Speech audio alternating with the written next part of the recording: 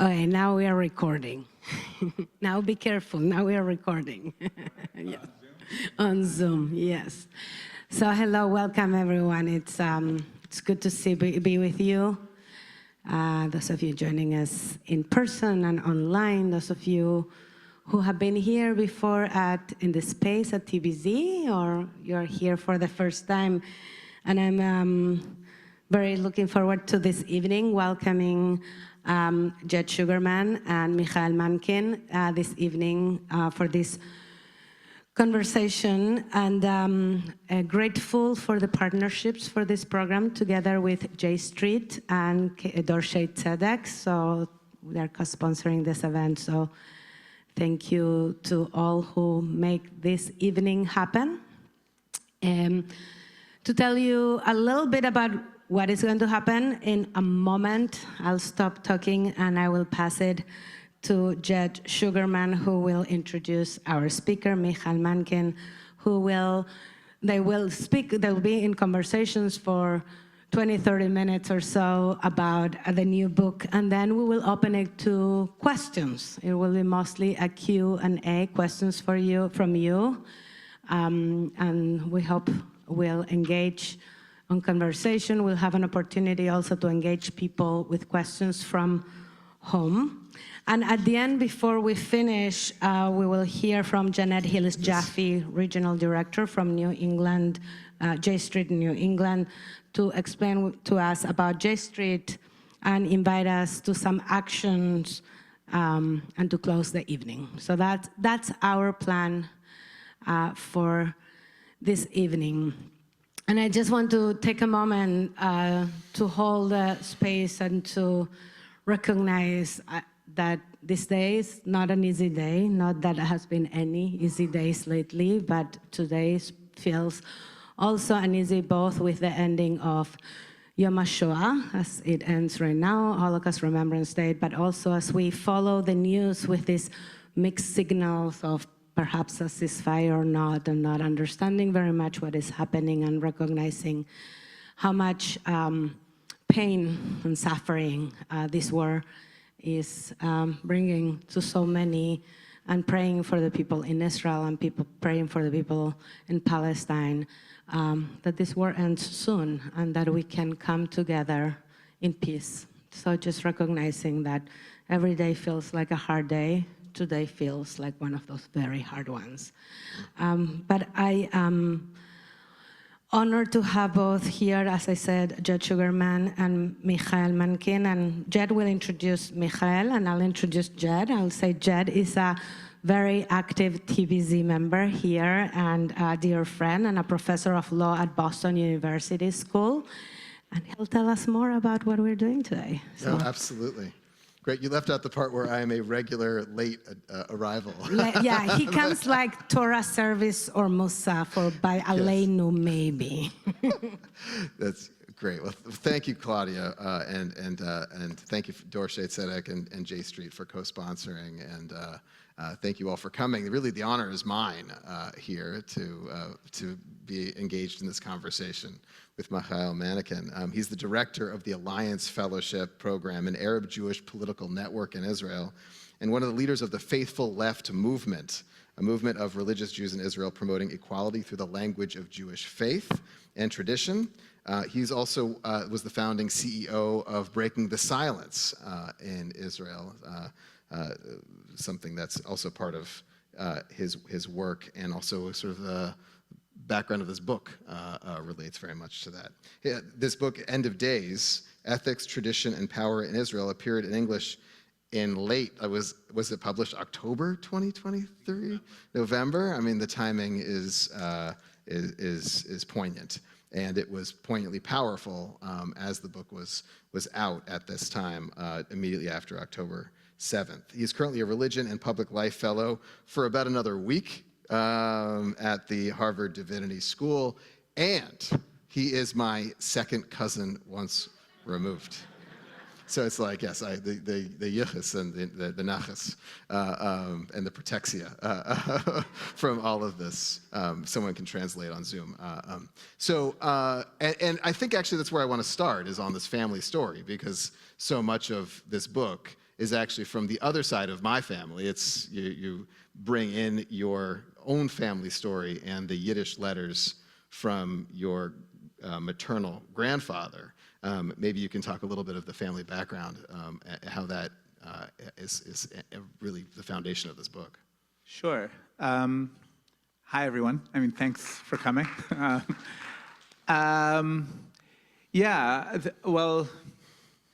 So the book was really an attempt for me to understand my political background through a religious lens better. As Jed said, I've been active on political issues which have to do with equality, primarily vis-a-vis Jewish and Palestinian relations, both in Palestinians in the occupied territories and also increasingly Palestinians in Israel. And I've been doing that for the last 2 decades, and I've been very fortunate to do so. And the question of how religion plays into my politics, I'm an Orthodox Jew. The question of how religion plays into my politics has never been was in the past not something that I thought about too much. I was raised in a religious home, which is also left-wing. Everybody here knows that that's not an anomaly, but that's not necessarily sort of the how we imagine Orthodox Jewry today. We don't imagine them on the forefront of the fight against occupation. But it was never a question that I really asked myself. My mother comes from a Haredi background, from an ultra-Orthodox background, from a Hasidic background, actually. She grew up in a Belz family, and my father grew up in a conservative home in Baltimore. And I think in the same shul that you grew up in, and he became religious in the 70s and moved to Israel. Orthodox in the 70s and moved to Israel. So we grew up in a home which was very, not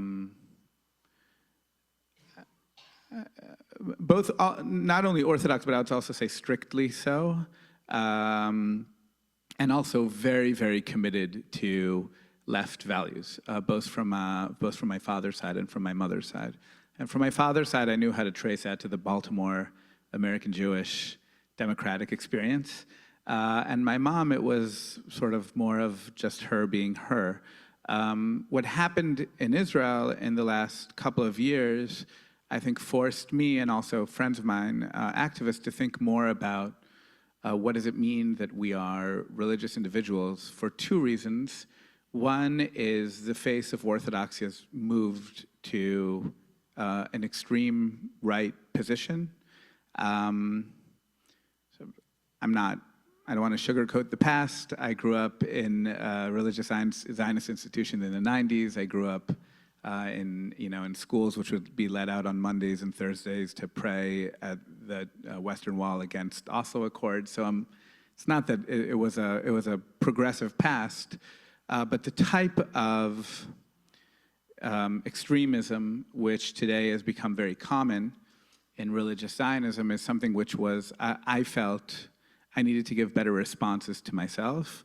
And also, I think, and perhaps in response to that, liberal left in Israel has become, or secular liberal left has become very insular and very afraid of religion. And anybody who reads Haaretz newspaper will read sort of frequent op-eds, not only about the dangers of the religious right, but the dangers of religion in general. And that sort of put me in a problematic spot, both in my political camp and both in my religious world. And I figured I need to start taking seriously the tradition that I come from. My wife, who's the reason that I'm here, she's doing a postdoc at Harvard this year. She's does Yiddish history.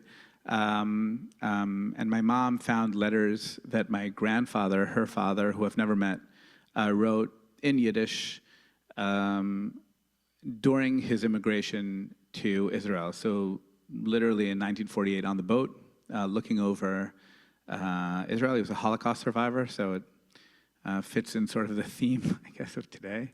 And my mom was born in a refugee camp post-Second World War. And And so I found a series of letters of his, or a long letter of his, written in Yiddish, and my wife translated it. And through that, I started thinking deeply more about what really happened to traditional Jewry, what happened to the fact that when we imagine, when we do this stereotypical imagination of our grandparents as religious individuals, we have a very different imagination of how we imagine current religious leadership. So if it was religion of the past, we would think of words like humble, empathetic, skeptical of violence. Sometimes already ideologically, people would say diasporic, with all the negative and positive connotations of that. And if we close our eyes and imagine a religious individual today, we'd imagine very different virtues or in very different framings. We'd imagine maybe aggression, violence, pride, also in the positives and negatives of that. So what really happened there, I think is a question which is really important for somebody who wants to access the past. And is it even possible to access that past in a context where I'm not living in, southeastern Poland, but I'm living as a citizen in Israel? Is it even possible to access that? I think is really the major focus of that book. Well, and then on that question of where you find yourself, right? There's the opening of the book and the end of the book are about where you found yourself in a story that the phrase that struck me was the banality of the occupation. Yeah. So can you tell just that vignette at your experience at the very beginning? Yeah. So maybe I don't know. First of all, I'll say the book is not here in the back of the room to buy in the end, but I've got one copy here to auction off to the highest bidder. I will say that because we did an event with Brookline Booksmith yesterday and the Brooklyn Peace Coalition, that there are actually quite a number of books, I think, left at Brookline Booksmith. So it's literally down the street, and it's good to support local businesses and all of that. And it's on Amazon.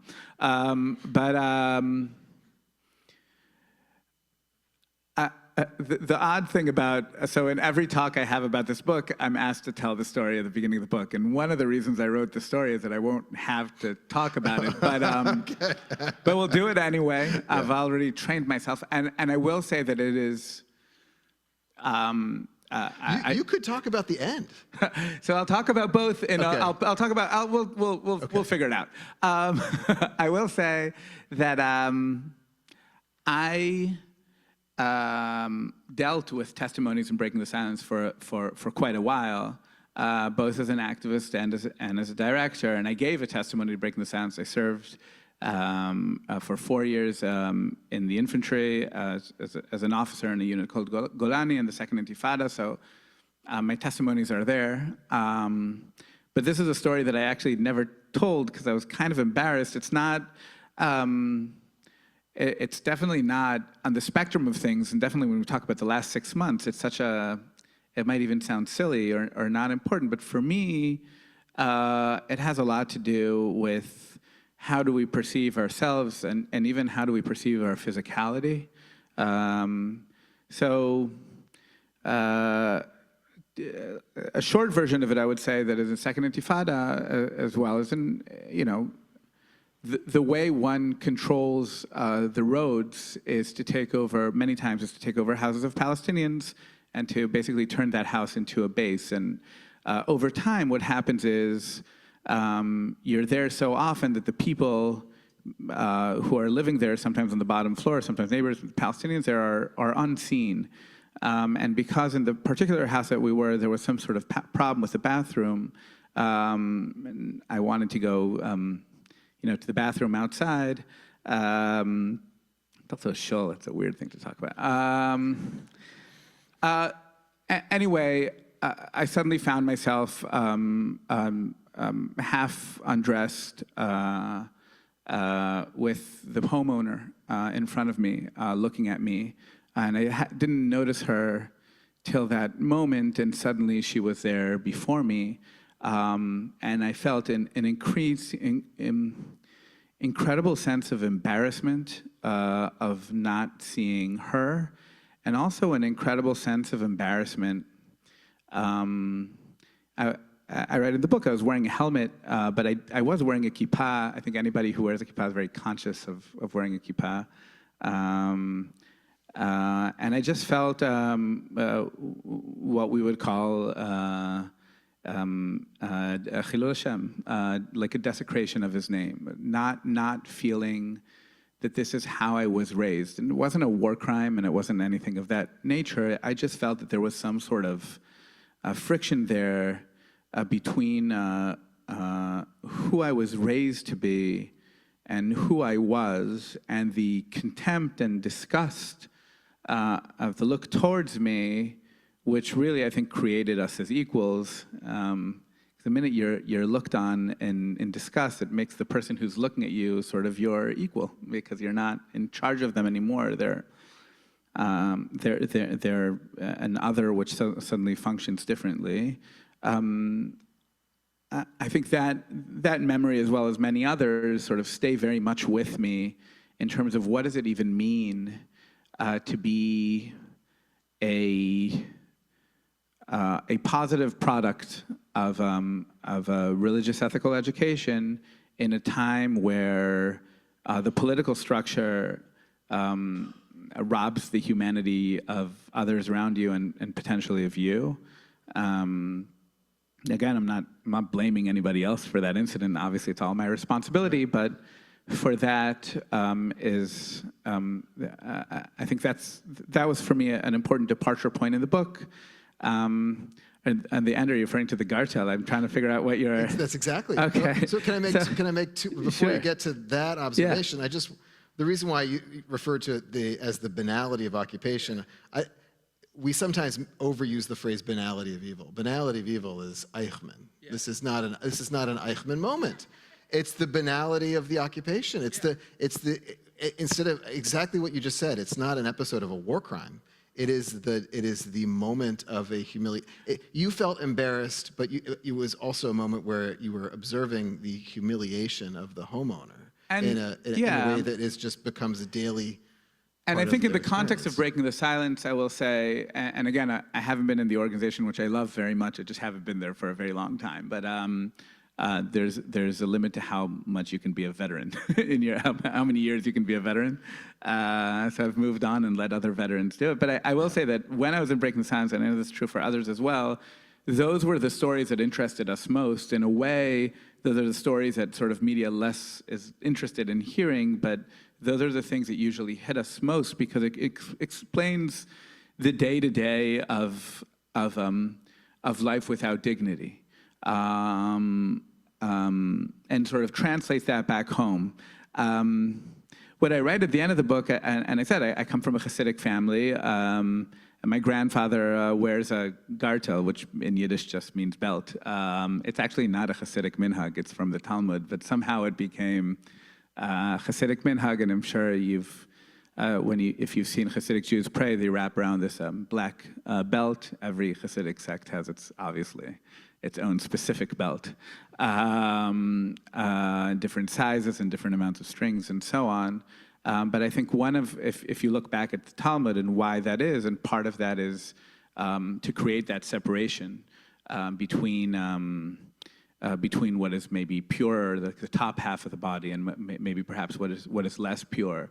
And a lot of times those types of separations that we deal with and trying to recognize how do we maintain holiness, or how do we maintain self, is something which I think is a way for me to sort of close that book. And I will say in that context that the book really is structured, if one reads it sort of in light of our tradition, it's really structured like a virtue ethic book, which has been sort of very much my focus in recent years. Virtue ethic books are we call them today virtue ethic books, and we call them today Musar books. They weren't called that when they were written, but this idea of human self-perfection by virtue. So recognizing that there are virtues that we want to promote within ourselves, such as humility or kindness or it's not the way we do ethics today, but I very much am interested in that type of world. And the book asks, how do we, and I ask, how does one lean back into that tradition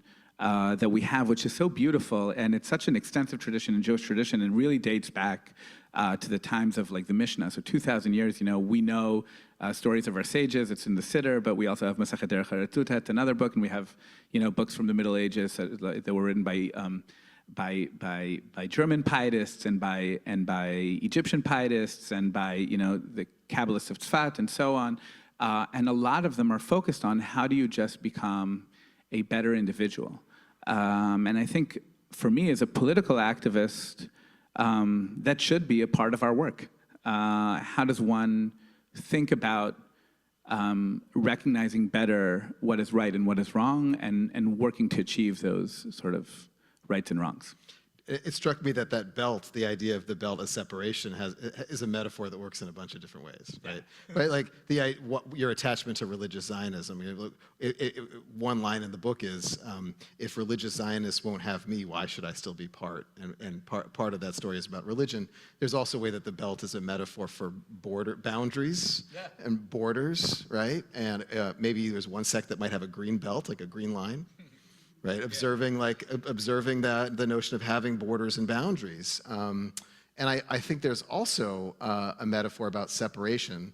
And here in America, we think about separation of church and state. And so maybe one way I would push you about this question of religious Zionism is to separate what keeps you committed to religion and Zionism, as opposed to, and I know you're in America, and I'm not going to cold call you on John Locke. No. But the notion in America, and I think this is actually a broader observation about every human civilization that has had religion mixed with the state. We think of it as religion corrupts the state. But there's a long line of thinkers like Locke who actually think of the risk is that the state or power corrupts religion. And your subtitle is about ethics, tradition, and power in Israel. If power corrupts, and an absolute power corrupts absolutely, religious power corrupts religion. Yeah. Well, I think the book definitely is an argument for separation of church and state from a religious individual. So if it's, maybe because the word religious Zionism was thrown in there, I will say that the book, while I do engage with traditions of people, I think he's known more in Israel than in the U.S. and of Yeshayahu Leibovich, I'm very much sort of, and there are things which I less sort of identify within the tradition, but his, what we would call in Hebrew, sur mira, or getting away from evil or from badness, I do very much identify with, and that is I'm a big believer in separation of church and state, both because of what religion does to the state, but also because of what state does to religion, what state has done to the Jewish religion, and what state has done to religious Zionism. So a bit about structure. One of the things, and I've found myself saying this recently a lot, I have never talked so much about Zionism than I have in the last 8 months when I'm in the US. It's not really something that is discussed in Israel. Definitely not as much as here. And the question, wait a minute, are you a X? Are you that kind of X? Are you another kind of X? Is something which I think makes much more sense when Zionism is more of an idea and less of a lived experience, in the sense that for me, I have a teacher, both as an activist teacher and also academic teacher. His name is Hillel Cohen. He is a professor of Palestinian studies in Hebrew U and also a really incredible activist. And he wrote a whole bunch of books, which are all translated to English. And I encourage you to read all of them. One place to start would be a book called 1929, or Year Zero, of the struggle. I think the struggle between Jews and Palestinians. It's basically a Rashomon of that year, that summer. But he always says when a Jew picks up a toothbrush in Israel in the morning, he's committing a Zionist act. And I think that a lot of that, for me, is true. I'm an Israeli. I have all the privileges of what it means to be a Jewish Israeli. And because I'm not a very ideological person in general, I feel uncomfortable when somebody says, man, maybe this is also my Orthodox tradition. Somebody says, I'm not part of this, so that means that they're not part of this anymore. Like if I was to say, I'm not a Zionist and continue living in Israel and continue loving my children in Hebrew and continue paying the types of taxes that I pay and sending my children to the types of, I just don't really understand that. So therefore, I feel that I'm part of that community, and if I'm part of that community, I also need to be thankful for what that community supplies for me. Sometimes it's safety, sometimes it's culture, sometimes it's friends, it's place. So when I say Zionist, that's what I'm referring to. When I say religious Zionist, that also starts from a structural, I think one of the cardinal sins, original sins in Israel is that there are 4 education systems. So you need to choose when your children are 3, you need to choose, are they religious Zionist? Are they secular Zionist? Right. Are they ultra-Orthodox? Or are they Arab Israelis? And you really choose that, and that's the education, and that's who you are. And I still today, knowing that my kids' teachers probably by and large vote for Ben Gvir or that area, it's still, of those 4 education systems, it's still the one where my kids would feel less foreign, which is kind of nuts if you think about it. And because that's the case, I am part of the religious Zionist world. And because I'm part of the religious Zionist world, even though I completely negate its theology, I also want to be thankful to that. And I know that might be complicated and might not work in sort of like Facebook or Twitter. Can you say Sure. a little bit more when you say you completely negate its theology? Yeah. I know what you mean, but Okay. can you just unpack that? My understanding is that, and I read about this in the book, is that Israel is not the beginning of the redemptive process. That one can only, the beginning is the moment the Second Temple was destroyed. And from my perspective, religiously, I am living in the diaspora in Israel. So the state project is not one which I see as one which changes the history of what it means to be a religious Jew. I think in many senses, all religious Jews sometimes act that way because we haven't really changed our prayers. Our prayers still function. Like, I'm still sitting 3 times a day asking that my eyes will see Zion. I'm also conscious of the fact that a lot of diaspora Jewry was created in the Galilee. So it's not like it's not like it was created outside. But from my perspective, religiously, and I'll say this maybe because everything sort of here is serious, like it's sort of like complex. Nothing happened in 48 in terms of our relationship with God. Or nothing, nothing which is different than anything, categorically different than anything else that happens. And that puts me, there were religious Zionist thinkers who thought that 100 years ago, but there are definitely, I don't know of religious Zionist thinkers who think that now. So when I say negate that means that's quite a lot in terms of the negation of the sort of central project. That being said, that's what my teachers teach my kids. And my teachers really love my kids. Their teachers really love their kids, and I'm very respectful for that. And I think, it's, and my kids get home. They don't get re-educated, but they definitely get educated differently. And it is worth saying I was raised that way as well. So it's not like, it's not like my kids are getting something very different than what I got. And they can talk about it with their psychologist as well. That's a very helpful answer. I literally have like 7, 8, 80 more questions here, but I think this is the opportunity to open this up to the questions that you all have. And we're going to do this live. I know we had index cards, so the index cards were a good exercise to formulate a question that is index card sized. Yeah, then we decided we change our mind and we're going to do questions live, but it's a reminder that it's questions, not big statements, not a speech and then say, do you agree with me? That doesn't work. So really questions, and please say your name. If you can stand up, bring the microphone, and people at home, if you want to type some questions, we will read them from Zoom in a little bit. show you the So, questions. yeah. And maybe say what community you're. Like, That's great, yeah. Right. What community are you, or what brought you here? Hi, my name is John Rumpler, and I live right up the hill here on Mason Terrace, so thanks so much for coming to the neighborhood, so to speak. My question is, one of the dividing issues, as I understand it, in Israeli politics these days is the question of whether the religious will serve in the military. Forgive me if I have that wrong or if I've misstated it. Yeah. And I wonder if you would share your thoughts, given the fault lines where you find yourself. I wonder if you would share your thoughts on that conundrum. Yeah, great. I can do my best.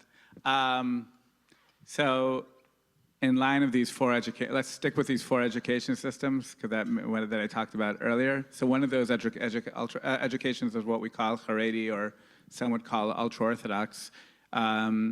This is a community which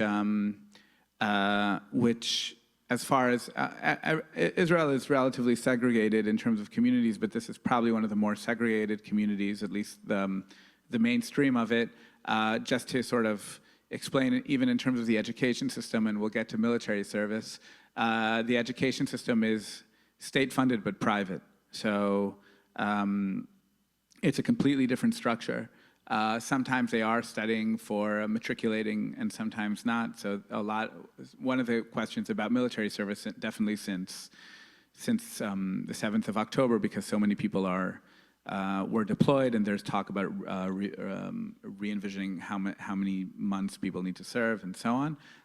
But also one of the questions is the workforce and education. So the question is really about the integration of this community to service. So I want to give sort of a general statement and then talk about that specific case. First, as was mentioned by Jed, I'm part of this very new movement in Israel called the Faithful Left, or the Smol Emuni, and a lot of our leadership are Haredi, particularly Haredi feminist women. Which is a really, I think, important political community in Israel, which a lot of time gets overlooked by a lot of different communities. But a community that I learn a lot from. The shirt that I'm wearing, that if you turn on the news, you can see a lot of people in recent days being arrested with this shirt. It's a quote from Maimonides, which says that there isn't a greater mitzvah than redeeming our captives. And it's, we don't write our names on this shirt, but it's one that's very common now in the hostage protests. So the Haredim that I work with didn't serve in the military. I would say that I think it's incredibly unfair to have a community. First of all, from a socialist perspective, I'm for mandatory service. Otherwise, I think what happens is that the poor go out to fight for the wealthy. I know there are other countries that work that way, but I think that breaking the silence, for example, wouldn't have been created if there wasn't universal conscription. The problem with Israel is that there's both is and isn't universal conscription. There's universal conscription on paper, but then there are a whole lot of communities that are exempt. But the problem with bringing them into the community, bringing them into the military, that could be done in very different ways. It could be done as seeing what's happening today now, seeing the ultra-Orthodox as a demographic threat, which need to be sort of evaporated in order to put them into the workforce, which I think in general is a very poor way at looking at communities as demographic threats. Also, I recognize that a lot of these communities are also by their own, because of their own leadership, but also because of state lack of involvement. A lot of the communities are extremely ill-prepared for integrating into Israeli workforce, into the Israeli military. So what I would argue is that the work that needs to be done is an integration out of a place of citizenship and compassion, and not of sort of forcing them against their will. That is a minority position in a minority position. So, and one which I think is tricky, But I will give an example of just from a policy perspective, because I am an activist other than just talking up, theory. I think the best way to go about doing this is to offer exemptions to ultra-Orthodox, but to do that in individual contact and not in communal contact. Today, an ultra-Orthodox 17-year-old doesn't see the military to get an exemption. The principal of the school, his school comes with a list of all the names of the people. He gives it to the state, and the state says they're all exempt. And I would argue that one can argue for their exemption on religious grounds or on pacifist grounds or whatever, from like a good old Republican perspective, like in the sense, not in the American sense, from a Republican perspective, but they would need to have direct involvement with the state as individuals. That's been tried in 2006, and the ultra-Orthodox parties were very against for the reasons because it was clear for them that there's a problem, but also liberals were against. But that's where I would stand. Sorry for the long answer to the brief question. And I think maybe your question implied this understanding, but there is, I think, several things that are gaps between what Americans get and what Israelis just live and breathe like fish and water. They don't know they're wet, right? So it maps onto your 4 school systems. Right. So, so just to go back a step about the 4 school, you can't just decide to be like, oh, today will be like an indigo kind of, right? Like the 4 school systems, just make sure I have this right, are like the secular Chiloni schools. Secular Zionist, Religious Zionist, Ultra-Orthodox, and Arab Israeli. And it is worth mentioning that a lot of what we're seeing in Israel and the crumbling of society and pitting against each other is due to the fact that people are getting different education systems and a different concept of civics, a different concept of what Israel means for society. So it's a huge problem. And today, no community wants to integrate with another community because every other community is perceived as a threat. And of course, these communities aren't necessarily self-run. For example, Arab-Israeli education system isn't run by Arab Israelis. It's run by a secular Zionist education system. So there's one ministry.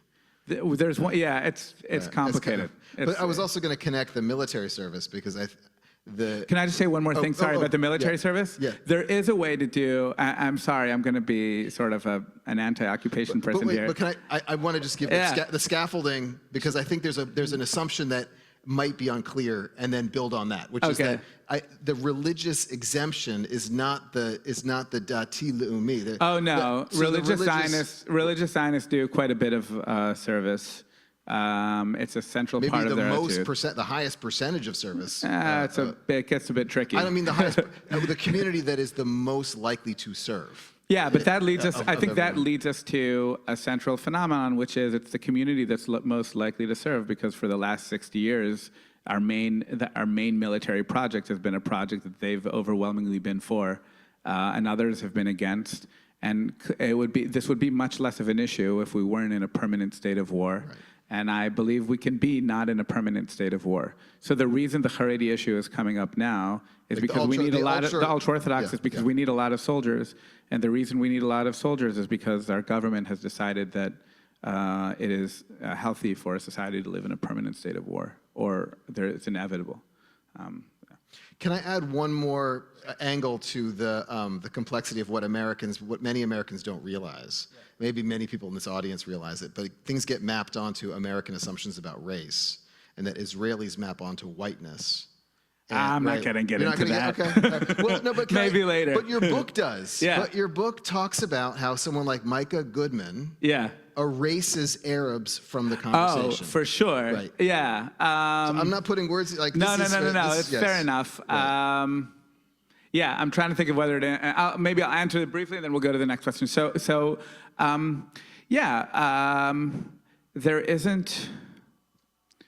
There are a lot of assumptions that Israelis have about them. A lot of assumptions that states have about themselves, which, if you sort of dig deeper, they're not really accurate. And one of them is this notion that if Arabs vote in the country, then they're equal citizens, and obviously citizenship entails much more than universal suffrage. And the question is not only do you vote in the state or do you own the state? And meaning not only do you get an equal check, which Arabs don't, but also who signs the checks. And in Israel, who signs the checks are the Jews. And that means that from a democratic perspective, that's quite a challenge. So there are a lot of manifestations of that. And there I do think you have increasingly, sadly, maybe examples which do parallel to the American context, or at least historically, but also currently of questions like segregation, questions like jail and so on, and stuff that you know about more than I do. Yeah. So what I'm thinking, I'm going to take, instead of one question at a time, I'm going to take 2 or 3 questions at a time. I'm going to take 2 from the floor now, and then I'm going to take 2 from Zoom. That's what I'm going to do. So I'm going to do Rana and then Mallory. No, this is great. This is great. It's great. Yeah, I should not say names because then when I don't know your name, Hi, I'm Rana Mamtaz. I'm a Brookline resident for over 26 years. And a pleasure to see you again, Mikhael. You said everyone needs to enlist in the Army and the IDF. Then how do you Then how do you support anti-occupation? And what does breaking the silence do then? Yeah, that's right. Mikhael, that's good. First question. First question. It's a small one. Just Okay. You need something to write down? You'll remember. Yeah. Okay. Right. Hi, I'm Mallory Letts. I'm from TBZ, recently from Israel. So my question is sort of 2-part, because I know a lot of families, and when their children tend to be in schools or educated in places that are different from exactly how they're believing, that, it's fine at a certain age, but they tend to do it. And since many religious Zionists see Israel as the greater Israel, including the Shachim, I'm just curious how you deal with that within your community. I presume you have a religious community that is not all the same believing as you are. And also with the idea of integration, if you have any attempts, since so many of the protests are divided between the religious and the Chiloni, is what are you doing to try to sort of bridge that gap? Because I think that's incredibly important so that there's another stream of Zionism. Is it okay? Can I get those two too? Yes. Well, universal conscription allows for refusal. There is theoretically conscientious objection in Israel, but it's not really. It's very hard. It requires a specific type of pacifism, which I would say is probably less a political pacifism. There is a small minority of Israelis who refuse service. Breaking the silence are people who served. Sometimes it's people who return to reserves after they serve, but they just want to talk about what they saw, and they see that as their civic and ethical responsibility. And interestingly, Breaking the Silence has always been a contentious organization. Can you tell? Yeah, Breaking the Silence is an organization that was formed in 2004 that collects and publishes testimonies of soldiers serving in the occupied territories. As a whistleblower. As whistleblowers. Right. And it was always, I think, one of its strengths, but also one of the things that have always turned it very problematic in the eyes of many, is that that's the only thing it does. It doesn't have any call to refuse. It doesn't have specific policies on how one should end the occupation. It doesn't go beyond the borders of its assignment, which is to say what happened. And that initially got the radical left very upset in Israel. It was perceived as sort of what we call in Israel historically yorim v'bochim, or shooting and crying. That sort of they're telling their sad stories and then going back to serve. And then increasingly as it got more and more flack from the right, would probably get less and less flack from the left. But I think the strength of the organization has always lied there, and And I think the radicalness is that it doesn't have a happy ending, that organization. There's no, that was also for me on an emotional level what was always very difficult to work there, because I knew that that's how it had to be, is that there is no catharsis. There's no sort of, it doesn't end positively. If you've ever been to Israel, Palestine, and taken a tour with Breaking the Silence to Hebron and South Hebron Hills, you just get a ton of information and they just throw you off the bus. And you're sort of stuck with this 6 hours of just terrible stories, and you need to piece that together on your own. And that has to do with the fact that it's an organization run by like PTSD 20-year-olds, but also because I think that's a politics with the understanding that you need to go through that understanding to make up your own mind. And in a sense, I always found that organization hyper respectful and also optimistic towards Israeli society, this very naive notion that if just people will know more, they'll make better decisions. And again, there are people who come out of that organization and choose to refuse to serve. You know, you go back to reserves. Israel is also reserve-based to an extent. So that's part of it. But when I say that universal conscription is important, is because I think every tax-paying Israeli is responsible for what's happening to Palestinians in our name. And that doesn't mean you have to serve in combat to fully appreciate that, but you have to work hard to not do that. And I think that's important as a political statement as well. So I hope that answers the question.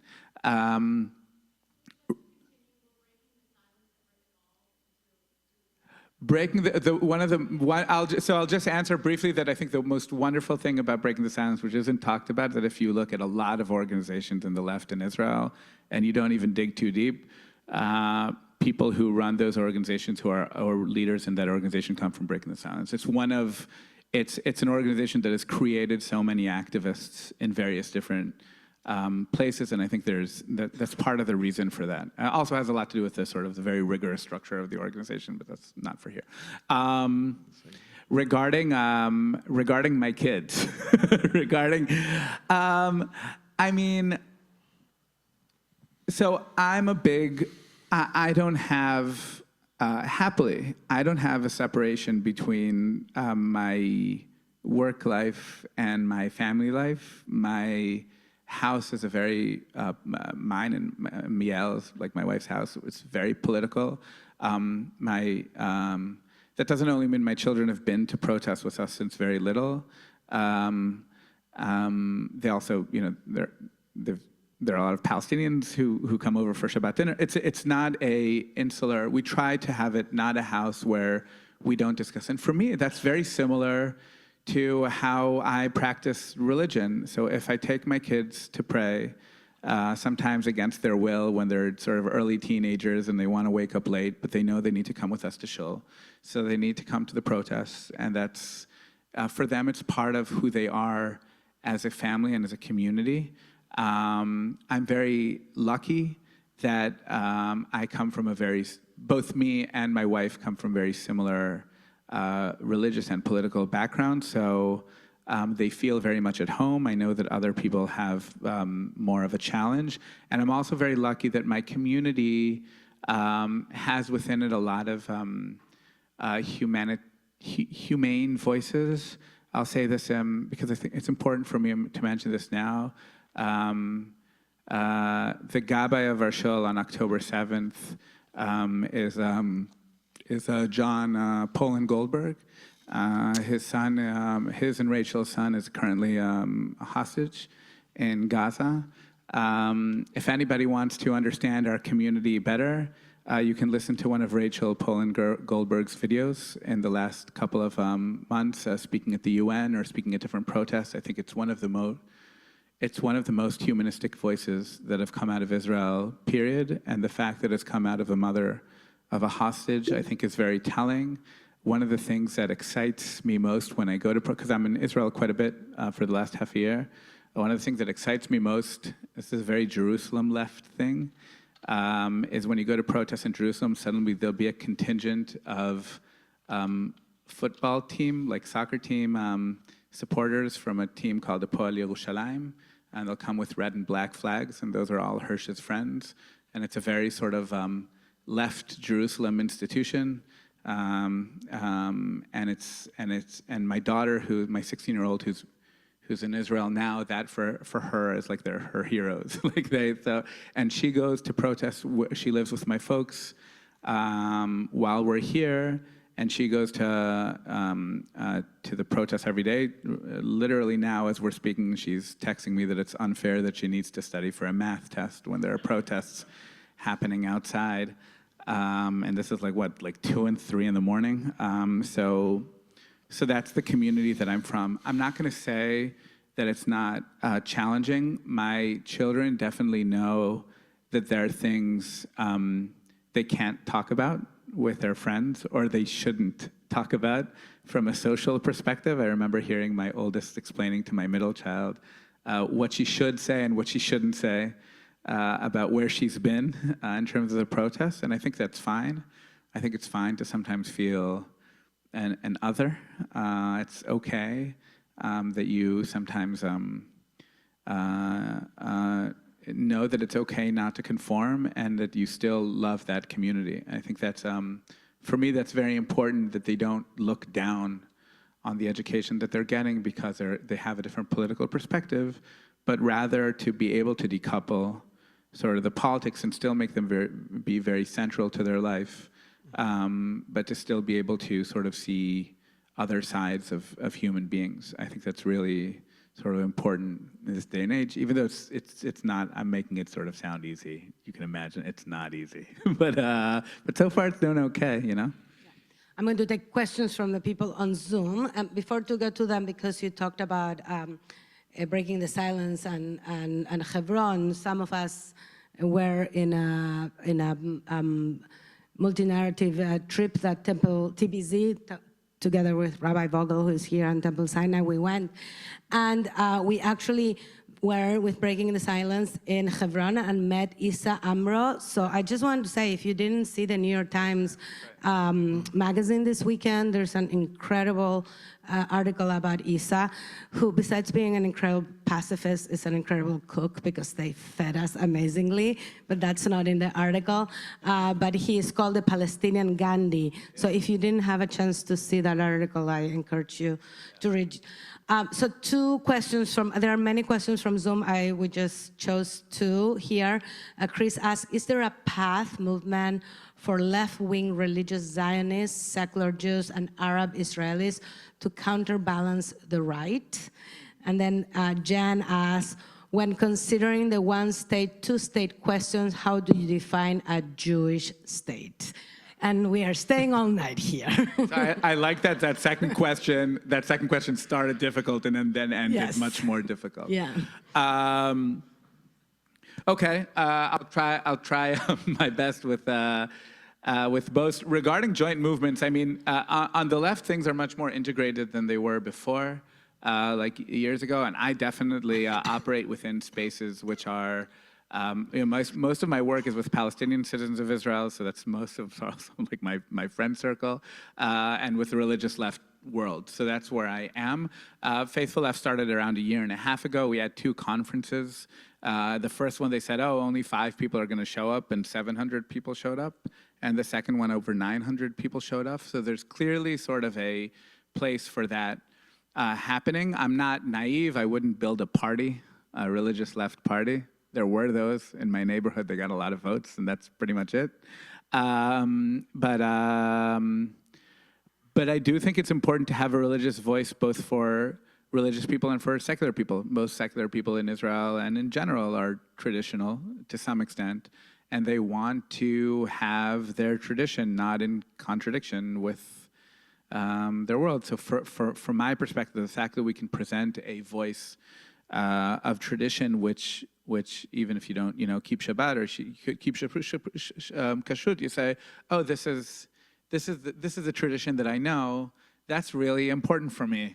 I don't want to sound like too much like Chabad, but I think like it's important for me that that people have the ability to have a Jewish experience which isn't contradictory to their worldview, and do those things need to work with other communities, of course. And one of our challenges is that hyper-segregation. I would say it is important for me when talking about Path Forward to say that there's a sport in Israel about like asking like why the left is wrong or why the left is small. It's like what Israeli leftists love doing is explaining why all of our faults. I think there's almost a physical, like it is transnational. Okay, good to know. Good to know. I think there's something in almost like the laws of physics in terms of why, in Israel at least, and why the left is small, which is that we want to give away something which is ours, and people don't like doing that unless it's taken away from them. And in a way, what the left in Israel is saying is, we should give this because it's not really ours for a variety of reasons. And while we recognize that is almost that's not how human beings usually think. It's like asking the top 1% to promote like specific types of like progressive tax, but from my perspective, the practicalities of that is that if we're not going to give it, it's going to be taken from us, and if we're not going to give it non-violently, at some point it's going to be taken with various degrees of violence. And I think for me, the last half a year has been really an example of that. But I think that there won't be a left that's huge in Israel so long as there is an occupation. So that's regarding question one. Regarding question two. I will say the following. It'll start off radical and then move to be moderate and then perhaps radical again. Radically, I personally think that we need to recognize that Israel is binational now, meaning that there are two nations who live there. And those nations should not have more or less than each other, which doesn't only mean that they all require dignity and safety. It also means that they require home, and also in terms of their ancestry. So for me, I can't talk about the narrative of return for Jews if I don't talk about the narrative of return for Palestinians. That's from my personal subjective perspective. That's not that I wish less than the Palestinians. I just don't want anything more than the Palestinians. In a way, that's sort of supposed to sound radical, but I think it's pretty moderate, definitely giving sort of like when people talk about colonial frameworks and so on. But I think if one wants to reach equality, one can't only talk about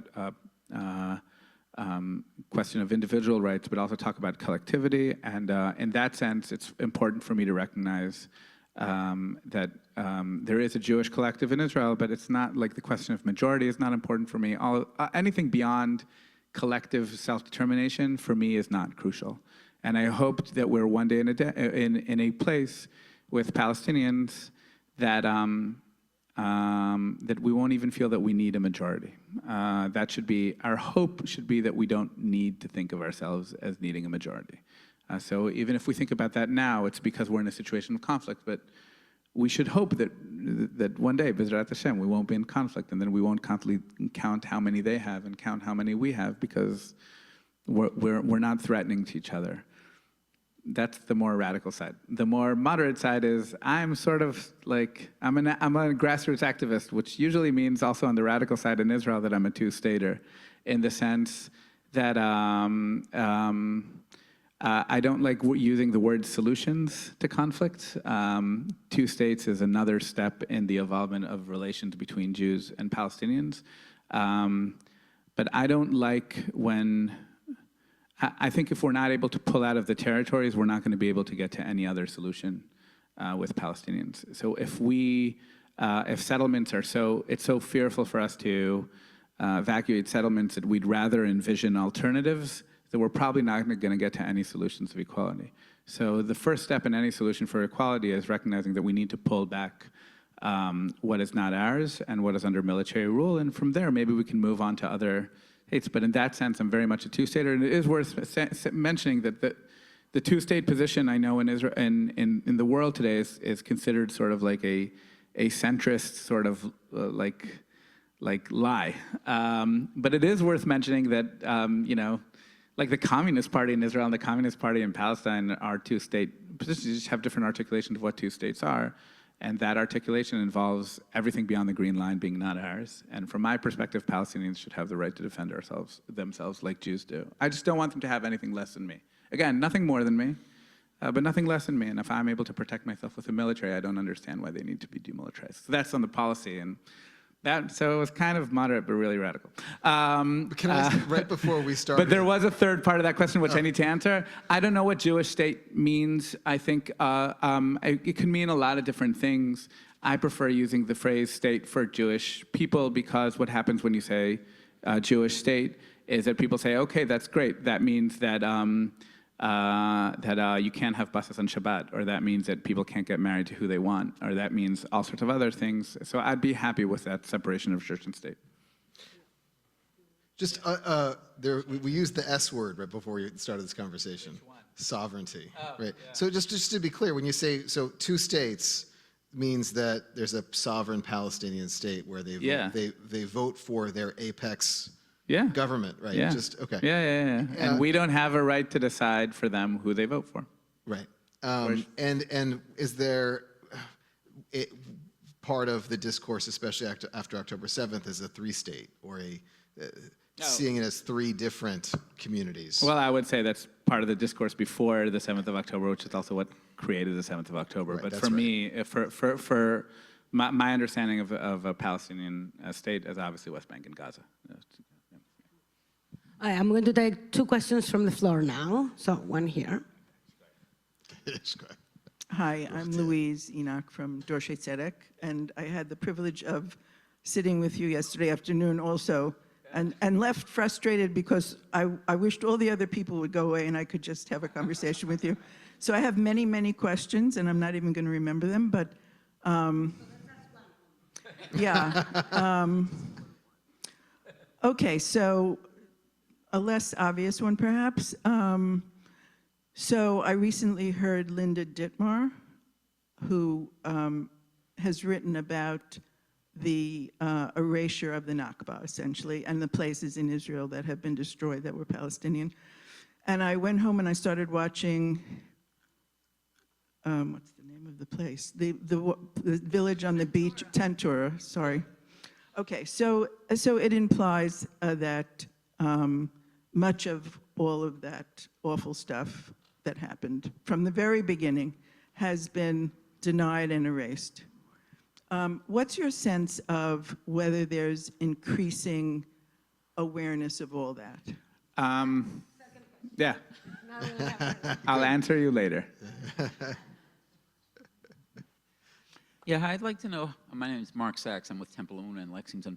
I'd like to know how do real live Israelis on the left, especially, because the right I'm sure pays no attention to this, deal with the notion that's so popular these days that Israel is a settler colonialist enterprise and that they are all living on stolen land. I mean, you want to stay there, presumably, so how do you deal with that? Yeah, okay. So 248 questions, good. It's keeping in the same... I will point out that this conversation's happening in the state of Massachusetts, and people are zooming in from something called Manhattan or Wisconsin, right? Like, but it's much newer. We're all colonists. We're all colonists. We're descended from colonists, right? Yeah. Look, one of the things that's happened to me, because I come much more. I was working in sort of like 67 occupation for a very long time. The last 7 years, I've been working more on sort of questions of Palestinians who live inside of Israel. And then the question of 48 becomes much more relevant, not because it doesn't exist in 67, but 67, the question of military rule is so central that the question of history becomes sort of more marginal. And when, one of my closest political sort of allies, friends, she lives in Lod, And Lod, all the Palestinians who live in Lod, and it's around over 30% of the city, are almost all of them internal refugees from 48, coming from areas such as what is today Ashkelon and sort of the south of that. And interestingly, and I think importantly to recognize that, for example, a Palestinian today, Israeli living in Lod, chances are they have immediate relations living in Gaza, because 48 sort of separated between people who went into Gaza and people who went into places like Lod or Jaffa or Ramleh. Same goes for a lot of folks, who come from the Galilee, where, much more land has been appropriated by the state of Palestinian citizens of Israel in the 50s, and the land which was private property, which was appropriated by the state since 1967 in the West Bank, like in incredible numbers. And in that, worth mentioning that when we talk about 48, there is a sense of continuance of that, because there is a lot of internal displacement in Israel, and Palestinians haven't been able to return to villages that they belong to in 48. And even so, in many of those cases, those are villages where nobody lives there today. So places like Ikrit and Bir Am, or and a lot of times villages who have like villages nearby, which is where they come from, and they're not allowed to return there. So it's still very much an ongoing question, the question of 48. It's not a question of past, it's a question of present. And in that sense, I do think it's slightly similar than the question of the US, just by virtue of the fact that there's a large indigenous minority that is living in Israel and has stories of 48, which are very much part of how they deal with. And when I talk about two states, that doesn't assume that there is an incredible democratic reform which needs to happen within the state of Israel. And part of that obviously needs to be a stronger and official recognition of the Nakba. In terms of understanding that that's part of our history, and understanding that that is part of our history doesn't negate the importance of our history or the positive things of our history, but it's understanding the complexities of the past and how they lead into the present. And I think it's possible. I think it's possible to live in a place that recognizes its past differently. And I don't think it's, I'm confident enough and love my people enough to know that we can deal with these pasts without it completely making us fall apart. And sometimes it strikes me that actually the left a lot of times has much more faith in sort of the resilience of its community than the right, which is constantly, in our context, which is constantly sort of protecting itself, dealing with truth, because they feel that somehow will sort of destroy that from within. The irony or the frustration or the paradox of getting to two states is that in order for us to get to two states, we need to treat our citizens, just in terms of the math of the politics in the country, we need to treat Palestinian citizens in Israel as equals politically. It's to remember that that's why Rabin was assassinated, not only because of Oslo, but because Oslo happened through the Arab vote and through Arab support in government. So we're in this sort of loop where in order for us to get equality, we need to end the occupation, but in order for us to end the occupation, we need to increase equality. And I think the way to do that is to normalize and centralize Palestinian citizens of Israel and their voices within our left. When people ask me, is there still a left in Israel, I always remind them that there's actually numerically two lefts in Israel. There's a Jewish left in Israel, and there's a Palestinian left in Israel, and frustratingly, they operate in completely separate universes. But part of our work is to create, and that's part of what I do in sort of our organization, is try to create the ability to work across those ethnic divides, because it's you can't have both practically but also theoretically, a left can't operate only internally ethnically. We have two ethnicities in Israel. They need to work together. So that's regarding the question. Regarding the settler-colonial argument, look, part of our history is colonial history. It's not, you don't need to be, you don't need to an Ivy League, like a modern Ivy League education to know that. It's, it's anybody who knows, is interested in Zionist history, which is usually Zionist. We are aware of what Weizmann did with, with the UK. We're aware of how that history happened. We know why there is, why there's Jordan and Syria and Lebanon, and we know why the border stops where it starts. And this is stuff that we learn in school. So it's always weird in Israeli school. We learn about the elements of colonial history and how Israel sort of, or pre-Israel or Zionist communities understood that, and sometimes self-identified with that, sometimes didn't identify with that as part of the project. The question for me is, how do you decouple the question of that history, which sometimes is a source of ongoing injustice, with the question of where do we go through from here? And there, I think, is a divide for me in some of the conversations with sometimes what is called radical left in other contexts, which is, and this is something I think that we learned very much from Palestinian citizens of Israel, that you don't solve a problem with another problem. That you have, to my understanding, we have around 20 million people living in our land. Around half of them are Jews and half of them are Palestinian, and none of them are going anywhere. And part of that has to do with settler colonialism. Part of that has to do with movement in the Middle East. Part of that has to do with the Holocaust. Part of that has to do with a lot of things. But ultimately, for me, increasingly since the 7th of October, I don't want to view that as a problem, the fact that there are two peoples. I want to view that as like the Brit Shalom people said in the 40s, as a grace from God, the fact that there are two peoples living in the region. So it's not a compromise that we achieve peace, but rather, we're not compromising on land. We're rather trying to get to a place where we can both, where we can accept, when we can accept that the dual national understanding of our homeland, and not see that as a problem, but rather as something that we should strive to. And that involves recognizing our settler colonial past, but also involves saying quietly that most settler colonies end with an integration of the settler into the colony. That's probably the case for almost 100% of settler colonies in history. So I hope that answers the question. How are we doing on time? Yeah, I think we're going to take 2 more questions, one in person, one on Zoom, and then you'll have your final remarks. Sounds good?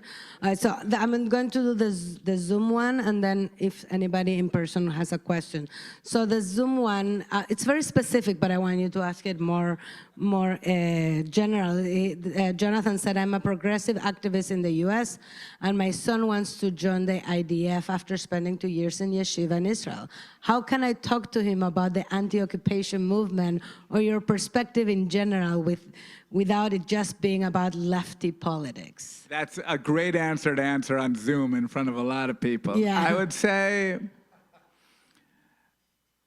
to zoom out of that sort of specific question to a general question, I think, I don't know. I think maybe a start to it would be to recognize that that there isn't sort of clear moral circumstances and clear immoral circumstances. And maybe if this was 15 years ago, I would argue that there's only one way to do the moral act, and that is to go or not to go. But today I would say that everybody has sort of their own path to the ethical position.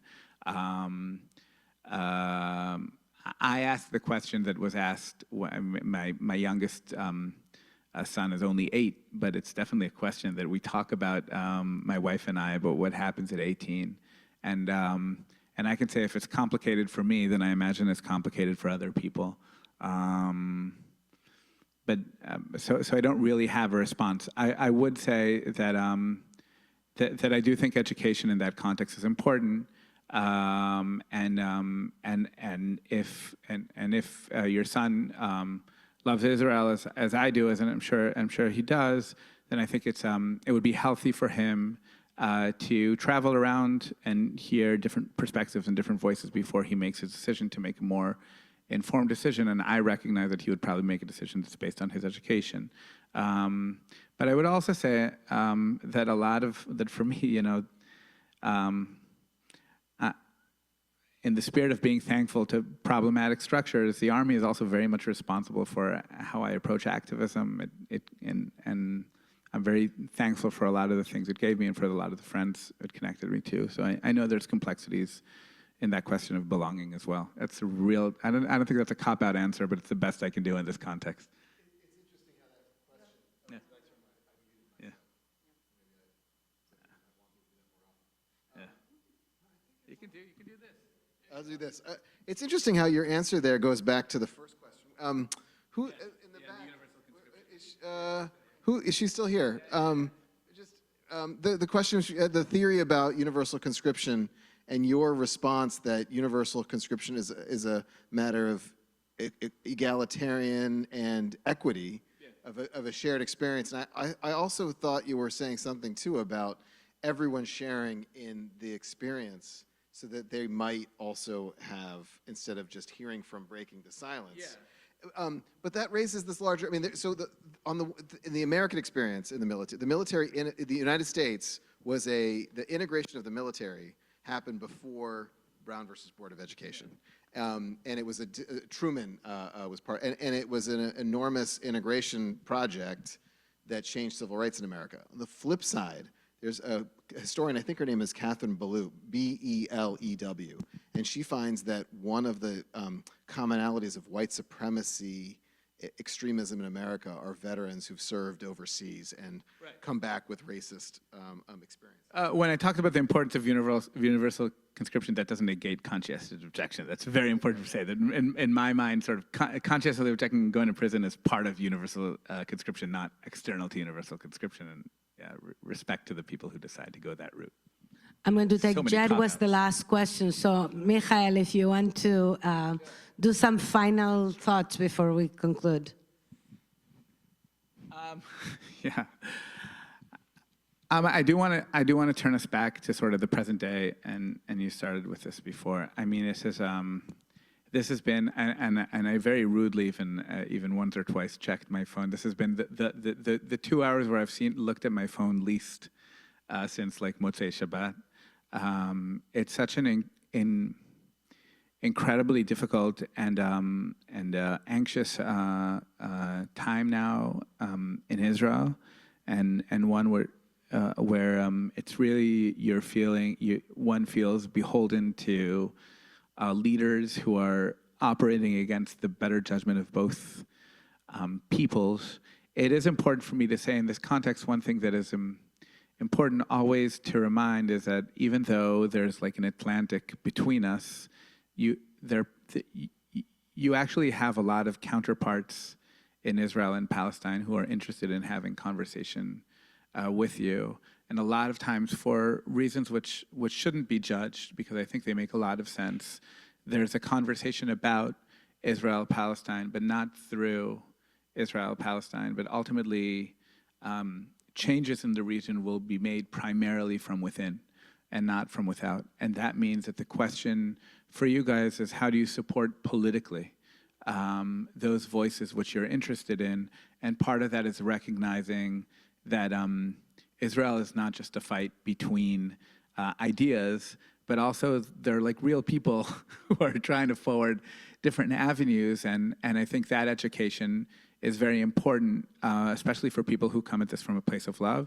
And from that perspective, it's also important for me to say that I am, Bezrat Hashem, coming back to Israel in a couple of days, sort of on the verge between Yom HaZikaron and Yom HaAtzmaut. So that's going to be something. But as an activist, I'm very much available to anybody here in the room. So anybody who comes to Israel who wants to be pointed in the direction of who you should meet and who you should speak with, I think that's really important. And I'm very much pleased. It's important for me to see that you see me as a resource for anybody. It's what I do, and because it's important for me to do. So thank you so much for taking your time to hear me today. And don't forget to count Sfirat Omer. Stay. Thank you, Mikhael. And Jed, don't leave yet. We want 2 more minutes of your time, because we don't want to leave without inviting you to do something for activism, because it's very important. If we have an activist here, then we get to do something. But really, thank you, Mikhael. And also, don't forget to go to the Brooklyn Booksmith to get the book, or order it on Amazon if that's how it works for you. And thank you, Jed, so much for. So I'm going to invite Jeanette Hillis Jaffe, Regional Director of J Street New England, I forgot suddenly where, to say a couple of words. Great. Thank you so much, Mikhael, for being here, and Jed and Rev. Claudia and everybody. I'll be really quick because I know it's late at night. I just want to talk about two things that J Street does that you can engage in. One is that for those of you who are watching campuses and are disturbed on many, many different levels about what's going on, and about the fact that we're talking so much about campuses and not what's going on in Gaza, I invite you to join us for a panel of J Street U students tomorrow. One of the things J Street does is we support about 60 chapters on university campuses all over the country, hundreds of J Street U students who do things like carry an Israeli and Palestinian flag into the encampments and talk to the people in the encampments about what it would mean to have both an Israel and a Palestine. You know, they're just really they're insisting on holding the space of being both pro-Israel and pro-Palestine, and really believing you need to be both to be either, and that the two people's destinies are intertwined together. So anybody who is on the Zoom will send, if you either registered for this event with J Street or are on the Zoom, we have your email address, and we'll send you the link to that panel by tomorrow morning around 10 a.m., and it's at noon tomorrow. If you want the link to that panel and you did not either register through J Street or are on the Zoom, then sign up in the back before you leave tonight, and we'll send you the link. These students are from Columbia, University of Michigan, UCLA, and Tufts, so some of the real hot spots, and they have an incredible perspective that is not like anything that you're hearing in the media, so I really encourage you to come to that. Also, if you register, you'll be sent the recording afterwards if you can't attend. That's one thing, and then if you go to that, you can also talk to your friends about what's really happening on campus. Then the second thing I really want to encourage you to do is that Mikhael mentioned the fact that, you know, this right-wing government has basically decided that Israel is just going to live in a permanent state of war, and they are unwilling to do anything to move towards a resolution at all.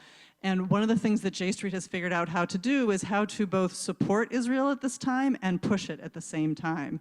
So folks on the far left are saying cut aid, condition aid to Israel. One, you know, first of all, Israel needs aid because of security issues, but politically, that's a complete non-starter. There is no way in Congress for that to happen in this current Congress. It's not a possibility. It's not a viable policy option. So J Street worked with our allies in Congress and found, I'm not going to go into the weeds on this, but found something called 620I, an item on the Foreign Affairs Assistance Act, that any country that is receiving military aid that is impeding humanitarian aid needs to be closely investigated how it's using that military aid. And so right now, for the first time in about 4 decades, how Israel is using its military aid is being looked at very closely in Congress for the first time. There's actually a report due in 2 days from the State Department. 88 members of Congress just put out a letter. It's you know, for those of us who really want to see Biden pressure Netanyahu to take steps towards ending this permanent state of war and ending this current war in a way that will be better for both Israelis and Palestinians, it's not as much as we'd like to see, but it's the first thing concrete that has happened in Congress to give Biden more leverage to pressure Netanyahu more. So that's, at J Street, we really talk about a tough love approach to Israel, giving the security assistance it needs, being supportive, but then also saying this is not a blank check, you need to take actions. And I do want to say that we have seen that when Biden has gotten more intense with Netanyahu, that's when we have seen some more openings of humanitarian aid, some more moves towards a ceasefire, some more moves towards releasing hostages. It's not as much as we'd like to see, but Biden needs to be hearing from us constantly. So the other action that you can take is there's postcards in the back. We invite you to fill those out to send to your members of Congress about pushing for not only a bilateral ceasefire, but also getting Biden to publicly put out a plan to move towards a 2-state resolution, similar to what Mikhael spoke about. So we invite you to fill out those postcards in the back, and if you want to get involved with J Street's advocacy with our members of Congress, all the ones in Massachusetts, we need it. That letter that I just mentioned from members of Congress, only In the end, only about 4 of the 9 members of Congress from Massachusetts signed that letter, which is a big problem. Usually more of them do. And so we really need your help with that. So if you can sign the postcards and sign the advocacy sheet in the back if you're interested in getting involved, and we'll send you links about all of this as well if you either sign up in the back, signed up initially, or on Zoom. Anyway, thank you all again so much. Thank you, Rav Claudia, Mikhael, and Jed. Thank you, Laila Tov.